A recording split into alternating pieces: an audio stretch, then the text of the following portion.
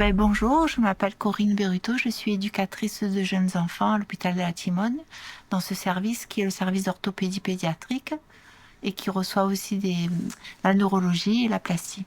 Et mon rôle, c'est d'accueillir des enfants hospitalisés avec leurs parents, leur permettre de jouer, de faire des activités, d'oublier un peu l'hôpital, voilà.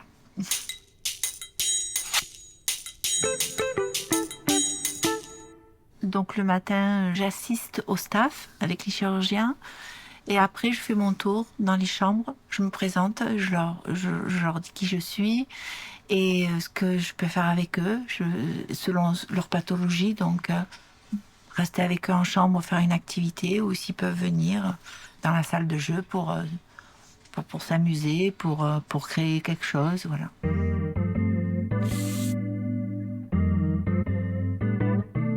Il y a des hospitalisations plus ou moins courtes. Donc, tous les jours, je me présente à eux. Donc, c'est vrai que je crée des liens, voilà, avec la famille et tout. Et voilà.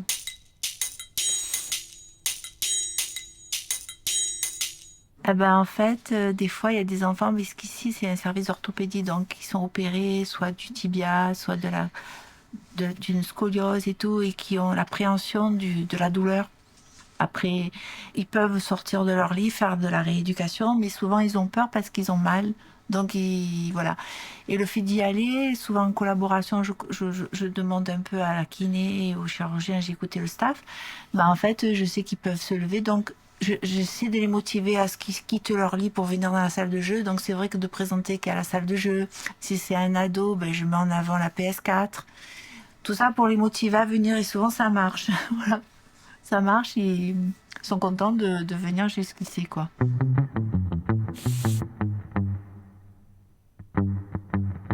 Moi, je viens des crèches municipales, du secteur 5, quoi. Et j'avais envie, en fait, de découvrir un autre milieu. L'enfant malade, je ne connaissais pas du tout. J'avais envie de donner du temps pour ces enfants-là.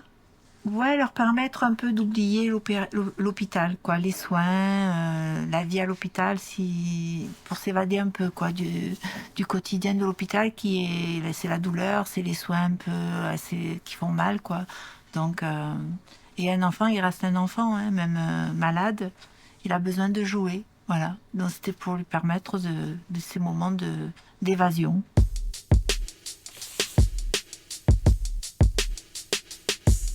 Ici à l'hôpital. Voilà, je les ai rencontrés plusieurs fois. C'est eux qui nous fournissent pas mal de matériel pour faire des activités manuelles, des jeux, voilà, qui nous fournissent pas mal de choses, quoi, voilà. Et c'est grâce à eux si on peut faire tout ça auprès des enfants. Tout ce qu'il y a ici, c'est grâce aux associations en particulier qu'on peut fonctionner, quoi.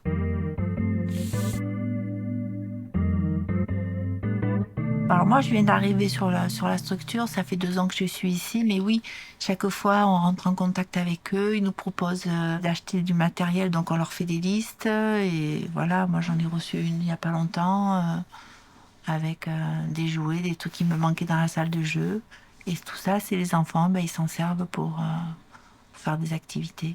Parce que le budget de l'hôpital, il est très restreint, on n'en a presque pas, donc pratiquement, si on n'avait pas les associations, on ne pourrait pas fonctionner. C'est grâce aux associations qu'on peut faire tout ça, quoi, voilà.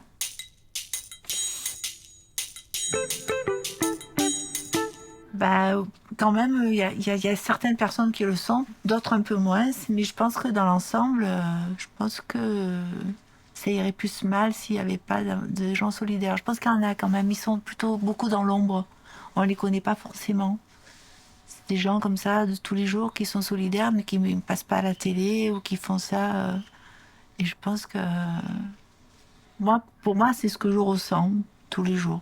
Des gens de l'ombre qui sont solidaires, qui font des petits actes de la vie, de solidarité, mais qu'on dit pas à la télé ou qui sont pas connus. Donc, à l'hôpital, oui, voilà, je retrouve ces valeurs-là. Bon, déjà grâce au domaine associatif, puisqu'en fait, comme je le redis, aux associations, on peut faire de belles choses auprès des enfants, parce que sinon, on saurait juste les accueillir avec quelques jeux.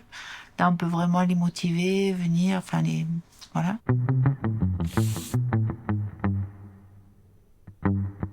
Je remercie l'association Fil d'Ariane de nous accompagner tous les jours, enfin, tout le temps pour les enfants, quoi. De nous soutenir dans notre travail.